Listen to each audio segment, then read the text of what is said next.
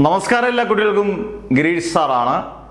ഇത് കുട്ടികൾക്കും പഠിപ്പിക്കുന്ന അധ്യാപകർക്കും വളരെ ഇമ്പോർട്ടൻ്റ് ആയിട്ടുള്ള വീഡിയോ, ഒരു സീരിയസ് ആയിട്ടുള്ള വീഡിയോ ആണ്. ആ രീതിയിൽ തന്നെ കണക്കാക്കുക. നിങ്ങൾക്ക് ഈ വീഡിയോ വളരെ ഉപകാരപ്പെടുന്നുണ്ടെങ്കിൽ ഇത് അധ്യാപകരായാലും വിദ്യാർത്ഥികളായാലും ഒന്ന് ഷെയർ ചെയ്യുക. ആദ്യമായിട്ട് കാണുന്നവരാണെങ്കിൽ ഒന്ന് സബ്സ്ക്രൈബ് ചെയ്തേക്കുക. വേറൊന്നുമല്ല, പ്ലസ് ടു മാത്സ് പ്രാക്ടിക്കൽ, ഗണിതത്തിൻ്റെ പ്രാക്ടിക്കൽ നല്ല അടിച്ച് പൊളിച്ച് ഗവൺമെൻറ് കോളമാക്കി കയ്യിൽ വെച്ചിരിക്കുകയാണ്. ഇപ്പോൾ ഇനി എന്തൊക്കെ സംഭവിക്കുന്നു എന്നൊന്നും അറിയത്തില്ല. എന്തെങ്കിലും പരീക്ഷ അടുക്കാറാകുന്നു.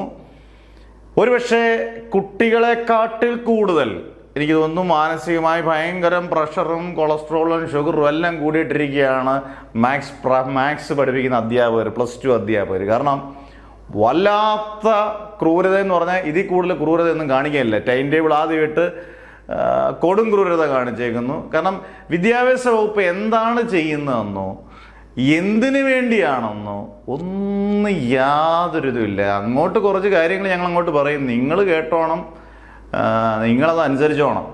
അതിനപ്പുറത്തേക്ക് കുട്ടികളായാലും അധ്യാപകരായാലും ഞങ്ങൾക്കൊരു ഇഷ്യൂ ഇല്ല എന്ന് പറഞ്ഞുകൊണ്ടാണ് മുന്നോട്ട് പോകുന്നത്. ഈ ഹയർ സെക്കൻഡറിയോട് എന്താണ് ഇത്രയും വൈരാഗ്യമെന്ന് എനിക്ക് മനസ്സിലാകുന്നില്ല. മുൻജന്മ വൈരാഗ്യമാണോ എന്തുവാന്നോ, എന്തായാലും നമുക്ക് കാര്യത്തിലേക്ക് കിടക്കാം.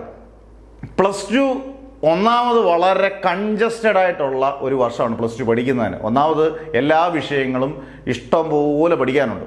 ഇപ്പം പലരും കമൻറ്റ് താഴോട്ടിടും, ഞങ്ങൾ പണ്ട് പഠിച്ച കുട്ടികളാണ്, ഞങ്ങൾ ടീച്ചേഴ്സാണ്, ഞങ്ങൾക്ക് 30 വർഷം 25 കൊല്ലം മുമ്പ് ഞങ്ങൾക്ക് ഗ്യാപ്പൊന്നും ഇല്ലായിരുന്നു.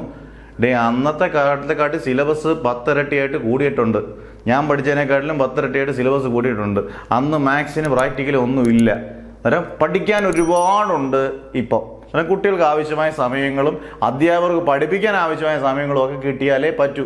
അന്നേരം കുറച്ച് പേര് ഞങ്ങളൊക്കെ കഷ്ടപ്പെട്ടാണ്, രക്ഷകർത്താക്കളായാലും പറയും ഞങ്ങളൊക്കെ ഇതുപോലെ കഷ്ടപ്പെട്ടാണ് പഠിച്ചത്. അതിനൊക്കെ ഒരുപാട് വ്യത്യാസം ഉണ്ടെന്നുള്ളത് രക്ഷകർത്താക്കളും അല്ലെങ്കിൽ ഈ കമൻറ്റ് ചെയ്യുന്നവരൊക്കെ ഒന്ന് മനസ്സിലാക്കുക.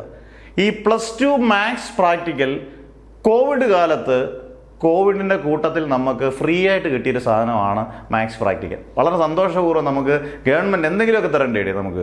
അന്നേരം അന്ന് വളരെ ഇതായിട്ടും പട്ടിണിയും പരിവട്ടമായിട്ട് കിടക്കുന്ന ഒരു സാഹചര്യത്തിൽ, എല്ലാവരും വേദനാജനകമായ സാഹചര്യത്തിൽ, എന്നാൽ നിങ്ങൾക്കൊരു വിദ്യാർത്ഥികൾക്ക് ഇതുവരെ ഇല്ലാത്തൊരു പുത്തൻ ഐറ്റം ഞങ്ങൾ ഇറക്കുകയാണ്. ഈ ഐറ്റത്തിൻ്റെ പേരാണ് പ്ലസ് ടു മാത്സ് പ്രാക്ടിക്കൽ. അതിനു മുമ്പ് കേരളത്തിൽ പ്ലസ് ടുവിന് മാത്സ് പ്രാക്ടിക്കൽ ഇല്ലായിരുന്നു. ഈ പ്ലസ് ടു മാത്സ് പ്രാക്ടിക്കൽ ചെയ്തതുകൊണ്ട് ഞാൻ ആദ്യം ചോദിക്കുന്നത് എന്ത് ഗുണമാണുള്ളത്. ഞാനൊരു ഫിസിക്സ് അധ്യാപകനാണ്. എന്നാലും നമുക്ക് മാത്സും കെമിസ്ട്രിയൊക്കെ സബ് പഠിച്ചിട്ടാണല്ലോ ഞങ്ങളും അധ്യാപകരായിട്ട് നമ്മളും വന്നേക്കുന്നത്. തീർച്ചയായിട്ടും ഒരു അധ്യാപകൻ എന്നുള്ള രീതിയിൽ 100% ഉറപ്പായിട്ടേക്ക് ഈ പ്ലസ് ടു മാത്സ് പ്രാക്ടിക്കൽ കൊണ്ട് ഇനി ഫ്യൂച്ചറിൽ അവർക്ക് എന്ത് ഉപകാരമാണുള്ളത്? ഒരു കുന്തവും ഇല്ല. അതാണ് സത്യം. പിന്നെ പോട്ടെ, തിയറി പരീക്ഷയുടെ ഒന്ന് കോമ്പൻസേറ്റ് ചെയ്യാൻ 40 മാർക്ക് പ്രാക്ടിക്കൽ കിട്ടുന്നെങ്കിൽ 40 മാർക്ക് കിട്ടുവാണെങ്കിൽ അഡ്ജസ്റ്റ് ചെയ്ത് മാത്സിന് നല്ല മാർക്ക് കിട്ടും എന്നുള്ള രീതിയിലൊക്കെ മാത്സ് അധ്യാപകർ ഒരുപാട് സന്തോഷിച്ചു. ഈ എന്നാണോ മാത്സ് പ്രാക്ടിക്കൽ തുടങ്ങിയ ടിൽ ഡേറ്റ് ഇന്ന് വരെ ഒരു കേരളത്തിലെ 60-70% ഞാൻ ഉറപ്പിച്ചു പറയാം, അധ്യാപകർക്കും ഈ പ്രാക്ടിക്കലിനെ കുറിച്ച് ഒരു ധാരണയും ഇല്ല. അതിനകത്ത് ചമ്മലുകളൊന്നും വേണ്ട, സത്യസന്ധമായ കാര്യമാണ് ഞാൻ പറയുന്നത്. പിന്നെ എങ്ങനെ ഇത് വിദ്യാർത്ഥികളിലേക്ക് പറഞ്ഞു കൊടുക്കും? എന്നാൽ 50% ധാരണ ഉണ്ടെങ്കിൽ പോലും ഈ വിദ്യാർത്ഥികൾക്ക് പറഞ്ഞു കൊടുക്കുമ്പോഴത്തേനും അത് വിദ്യാർത്ഥികൾ മനസ്സിലാക്കിയെടുക്കുന്ന 10%. പിന്നെ നമുക്കൊരു ഫ്രീഡം ഉണ്ടായിരുന്നത് എന്തുമായിരുന്നു? 4 പ്രാക്ടിക്കലോ 5 പ്രാക്ടിക്കലോ ചെയ്യിപ്പിച്ചിട്ട് അതങ്ങ് പഠിച്ചുകൊണ്ട് വന്നാൽ മതി എന്ന് പറഞ്ഞു കഴിഞ്ഞാൽ പിള്ളേർ അത് പഠിച്ചുകൊണ്ട് ഇങ്ങനെ വരും. അത് നമുക്ക് വലിയൊരു ഉപകാരമാണ്. അതൊരു നിസ്സാര കാര്യമല്ല. അന്നേരം ഗവൺമെൻറ് വിചാരിച്ചു അങ്ങനെയും വേണ്ട, എന്തായാലും ഞങ്ങൾ കോവിഡിൻ്റെ സമയത്ത് തന്നൊരു ലോട്ടറിയാണ്, ആ ലോട്ടറി എങ്ങനെ അങ്ങ് അടിക്കേണ്ട, ഞങ്ങൾ ഇനിയും പണി തരും. ഈ ഒരു രീതിയാണ് ഗവൺമെൻറ്റിൻ്റെ അപ്രോച്ച്. പ്ലസ് ടുവിന് ഫിസിക്സ് ഉണ്ട് പ്രാക്ടിക്കൽ, നന്നായിട്ട് ചെയ്ത് പഠിക്കേണ്ടതാണ് physics practical. Plus two chemistry ഉണ്ട് practical, botany, zoology, computer science ഉണ്ട്. ഇതിനിടയിലാണ് ഈ അവതാരം ഇറങ്ങിയേക്കുന്ന പ്ലസ് ടു മാത്സ് പ്രാക്ടിക്കൽ. എന്നിട്ട് പുത്തനായിട്ടുള്ള രീതിയാണ് ഇപ്പം വരാൻ പോകുന്ന ഏറ്റവും വലിയ പ്രശ്നമായി വന്നേക്കുന്ന അധ്യാപകർക്കും വിദ്യാർത്ഥികൾ ഇതിനെ ചിന്തിക്കുന്നേ ഇല്ല. പക്ഷേ നമ്മൾ പറയുന്നില്ലയോ, അടുത്തടുത്ത് വരുമ്പോഴേ അറിയത്തുള്ളൂ അതിൻ്റെ ഭയം വർദ്ധിക്കുന്നില്ല. കുറുവാ സംഘം പോലെ ഇങ്ങനെ കയറി വരുന്നൊരു സാധനമാണ് ഈ പറഞ്ഞ പ്ലസ് ടു മാത്സ് റൈറ്റിങ്ങിൽ ഇപ്പം പറഞ്ഞേക്കുന്ന റൂൾ അനുസരിച്ച് ഇതെല്ലാം സോഫ്റ്റ്വെയർ അപ്ഡേറ്റ് ചെയ്യാൻ പോവാണ്, കോൺഫിഗർ ചെയ്തെല്ലാം വെച്ചേക്കുകയാണ്. ഇനി ഇന്റേണൽ അധ്യാപകർക്കോ എക്സ്റ്റേണൽ അധ്യാപകർക്കോ പുറത്തുനിന്ന് അധ്യാപകർക്കൊന്നും പ്രത്യേകിച്ചൊന്നും ചെയ്യേണ്ട ആവശ്യമില്ല. എന്ന് പറഞ്ഞാൽ നിങ്ങൾക്ക് ഇഷ്ടമുള്ള 4 പ്രാക്ടിക്കൽ പഠിക്കാനോ 3 പ്രാക്ടിക്കൽ പഠിക്കാനോ ഒന്നും തരേണ്ട ആവശ്യമില്ല. എല്ലാം 15 പ്രാക്ടിക്കൽ അതിനകത്ത് സെറ്റ് ചെയ്തിട്ടുണ്ടെന്നാണ്. അത് ചിലപ്പം കുറച്ച് 12 ആകുമായിരിക്കും. ഇത് ഞാൻ അറിഞ്ഞിടത്തോളം 2-3 അധ്യാപകർ, കേരളത്തിലെ അധ്യാപകരാണ് ഇങ്ങനെയുള്ള കൺസെപ്റ്റ് എഡ്യൂക്കേഷൻ ഡിപ്പാർട്ട്മെന്റിന് കൊടുത്തത്. എനിക്ക് അധ്യാപകരെ അറിയത്തില്ല, പേഴ്സണലായിട്ട് എനിക്ക് അറിയത്തുമില്ല. ഏത് അധ്യാപകരായാലും എന്തായാലും മാത്സിനോട് ഭയങ്കരമായ ഇഷ്ടം കൊണ്ടായിരിക്കും അന്ന് കൊടുത്തേക്കുന്നത്. എന്തായാലും ഈ 15 പ്രാക്ടിക്കൽ എങ്ങനെ പഠിച്ചെഴുതൂടെ ഈ കുട്ടികൾ? ഉറപ്പായിട്ട് ഈ 15 പ്രാക്ടിക്കലിനകത്ത് 4 പ്രാക്ടിക്കലാണ് കുട്ടികൾ ചെയ്യേണ്ടത്. ഒരു പ്രാക്ടിക്കൽ 8 മാർക്ക് വെച്ച് 32, ബാക്കി ഇന്റേണലും റെക്കോർഡിനും എല്ലാം കൂടെ കൂട്ടി ബാക്കി ഈ പറഞ്ഞ പോലെ 40 മാർക്ക്. ഈ 32 മാർക്ക് ഈ 15 പ്രാക്ടിക്കൽ അല്ലെങ്കിൽ 12 പ്രാക്ടിക്കൽ പഠിച്ചാലേ കിട്ടത്തുള്ളൂ. നേരത്തെ 4 പ്രാക്ടിക്കൽ ചെയ്തിരുന്ന സ്ഥാനത്ത് അതിൻ്റെ 4 ഇരട്ടിയോ 3 ഇരട്ടിയോ പ്രാക്ടിക്കൽ എങ്ങനെ പഠിക്കും ഇവിടെ പിള്ളേർ? ഫിസിക്സിനോടൊപ്പം കെമിസ്ട്രിയോടൊപ്പം ബോട്ടണി, സുവോളജി, കമ്പ്യൂട്ടർ സയൻസിനോടൊപ്പം എങ്ങനെ ഈ കുഞ്ഞുങ്ങൾ പഠിക്കും? ഇത്രയും ദുരവസ്ഥ വരുന്ന കുട്ടികളുമില്ല, ഇപ്പം നാണ്ടെ അധ്യാപകരും പെട്ടു. ഈ അവസ്ഥയിൽ നിന്ന് മാറണമെന്നുണ്ടെങ്കിൽ ഒരു സംഘടന എന്നല്ലാതെ, അധ്യാപക സംഘടന എന്ന് പറയുന്നതിനൊന്നും എനിക്കൊരു വിശ്വാസമില്ല, വിദ്യാർത്ഥി സംഘടനയും ഒരു വിശ്വാസമില്ല. പക്ഷേ ഇത് ഞാൻ എപ്പോഴും പറയുന്നത്, അത് നമ്മുടെ കുഞ്ഞുങ്ങളാണ് എന്ന് കരുതി അധ്യാപകർ സംഘടനയുടെ കാര്യങ്ങളെല്ലാം മറന്നു വെച്ച് ഏത് സംഘടനയോ ഏത് പാർട്ടി ആയിക്കോട്ടെ എല്ലാവരും ഒരുമിച്ച് നിന്ന് ഞങ്ങളുടെ കുഞ്ഞുങ്ങൾക്ക് വേണ്ടി ഞങ്ങൾ പോരാടും എന്ന് അധ്യാപകരോട് വിചാരിച്ചാൽ, നിങ്ങൾ വിചാരിക്കുന്നുണ്ടെന്നറിയാം, നമ്മൾ ഒരുപാട് കാര്യങ്ങൾ മുന്നോട്ട് ചെയ്യുന്നുണ്ട്, മെയിൽ അയക്കുന്നുണ്ട്, വിദ്യാഭ്യാസ മന്ത്രിക്കും എഡ്യൂക്കേഷൻ ഡിപ്പാർട്ട്മെന്റിനും ഒക്കെ കത്തയക്കുന്നു. എന്നാലും വളരെ സ്ട്രോങ് ആകുക, വളരെ സ്ട്രോങ് ആകുക. അല്ലെങ്കിൽ കുട്ടികളുടെ തോൽവിക്ക് കാരണമാകും. അത് അധ്യാപകർക്ക് ഓൾറെഡി പ്രഷറും ഒക്കെ ഉണ്ട്. പ്രത്യേകിച്ച് ഈ ക്ലാസ് ചാർജന്മാരായിട്ടുള്ള അധ്യാപകർക്കൊക്കെ ആണെങ്കിൽ പറയുകയും വേണ്ട.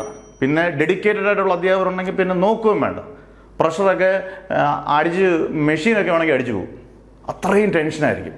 അങ്ങനെ കുട്ടികളെയും പ്രത്യേകിച്ച് അധ്യാപകരെയും കുഴപ്പിക്കുന്ന ഈ പ്രവണത, ഈ രീതികൾ, പ്രത്യേകിച്ച് +2 മാത്സ് പ്രാക്ടിക്കലിൻ്റെ പിന്നെ ടൈം ടേബിളിൻ്റെ രീതി, ഉച്ചയ്ക്ക് ശേഷം പരീക്ഷ വെച്ചേക്കുന്നു, ഫിസിക്സിനും ബയോളജിക്കലും ഓരോ ദിവസം ഗ്യാപ്പ് ഇട്ടേക്കുന്നു, ഇങ്ങനെയുള്ള രീതികൾ ദയവ് ചെയ്ത് വളരെ ബുദ്ധിപരമായിട്ടും ചിന്തിച്ച് ആലോചിച്ച് നല്ലൊരു തീരുമാനം നടപ്പിലാക്കണമെന്നൊരു അപേക്ഷയാണ് ഒരു അധ്യാപന രീതിയിൽ ഈ കേരളത്തിലെ എല്ലാ അധ്യാപകരുടെയും കുട്ടികളുടെയും പേരിൽ താഴ്മയായിട്ട് അപേക്ഷിക്കുകയാണ്. ഇതിനപ്പുറത്തേക്ക് എന്ത് ചെയ്യാനാണ്? ഇത് ഗവൺമെൻറ് ഒഫീഷ്യൽസ് കാണുന്നുണ്ടെങ്കിൽ ഇതിലൊക്കെ ഒരു മാറ്റം വരുത്തുക. +2 മാത്സ് പ്രാക്ടിക്കലിൻ്റെ അതിനകത്തൊരു നന്നായിട്ട് മാറ്റം വരുത്തണം. കാരണം ഇതൊന്നും പഠിപ്പിക്കാനുള്ള സമയം പോലും ഇല്ല. ഇങ്ങനെയൊക്കെ ഗവൺമെൻറ് ചെയ്യുന്നുണ്ടെങ്കിൽ അക്കാഡമിക് ഇയർ തുടങ്ങുമ്പോഴേ പറയുക. അങ്ങനെയാണെങ്കിൽ ഇതിനൊക്കെ ഒരു ക്ലാരിറ്റി വന്ന് അവർക്കൊരു സമയം കിട്ടും. അധ്യാപകർക്കായാലും കുട്ടികളെ പഠിപ്പിക്കാനായാലും അവർക്കായാലും ഒക്കെ ഒരു സമയം കിട്ടും. പക്ഷേ ഇതതുമില്ല. അതുകൊണ്ട് വ്യക്തമായിട്ട് ഒന്ന് ആലോചിച്ച് കൃത്യമായിട്ട് ടൈം ടേബിളിൻ്റെ കാര്യത്തിലൊക്കെ ഉച്ചയ്ക്ക് ശേഷമുള്ളത് രാവിലെ ആക്കാൻ നോക്കുക. ഈ കൊടും ചൂടിലാണ്, മാർച്ചിലാണ് കുട്ടികൾ പരീക്ഷ എഴുതുന്നത്. ഈ മാർച്ചിൽ പരീക്ഷയോടൊപ്പം ഇത്രയും സ്ട്രെസ്സും സ്ട്രെയിനും ഡിപ്രഷനും ഒക്കെ താങ്ങിയിട്ട് എന്തിനായി കുഞ്ഞുങ്ങൾ ഇത്രയും പെട്ടെന്ന് പരീക്ഷ എഴുതി കഴിയുന്നേ? 3-ാം തീയതി പരീക്ഷ തുടങ്ങി 19-ാം തീയതി തീരും. ആർക്ക് വേണ്ടി? ബയോളജി, ബോട്ടണി, സുവോളജിയുടെ ഒരു ദിവസം കൊണ്ട് നോക്കി തീരുമോ? ഫിസിക്സിന്റെ ഡെറിവേഷൻ 14 ചാപ്റ്റർ ഒരു ദിവസം കൊണ്ട് നോക്കി തീരുമോ? ഈ പറയുന്ന ടൈം ടേബിൾ ഇട്ട അധ്യാപകരാണെങ്കിൽ ഇത് നോക്കി പഠിച്ചു തീരുമോ? ഒരിക്കലും ഇല്ല. എത്ര മിടുക്കരായാലും അതൊന്നും നോക്കാനൊരു സമയം കൊടുക്കുക. നിങ്ങൾ CBSE കമ്പയർ ചെയ്യുമല്ല, CBSE ആയിട്ട് നോക്കുക. 7, 8, 10, 12 ദിവസം വേണ്ട, 3 ദിവസമെങ്കിലും മിനിമം കൊടുക്കുക. അതിനെങ്കിലും ടൈം ടേബിൾ. ഇങ്ങനെയൊക്കെയുള്ള വളരെ ക്ലാരിറ്റി ആയിട്ടുള്ള കാര്യങ്ങൾക്ക് തീരുമാനം എടുക്കണം. അത് ഒരു അപേക്ഷ മാത്രമാണ്. ഈ അപേക്ഷ ഒരു അധ്യാപകന്റെ അപേക്ഷയാണ്. ഇത് കേരളത്തിലെ എല്ലാവരെയും പ്രതിനിധീകരിച്ചുകൊണ്ടുള്ള, കുട്ടികളെ അധ്യാപനം പ്രതികരിച്ചിട്ടുള്ള ഒരു അപേക്ഷയാണ്. ഗവൺമെന്റ് ഇത് ശ്രദ്ധിക്കപ്പെടണം, ശ്രദ്ധിച്ചതിന് മാറ്റം വരുത്തണമെന്ന് അപേക്ഷിച്ചുകൊണ്ട് നിർത്തുന്നു. Never ever give up.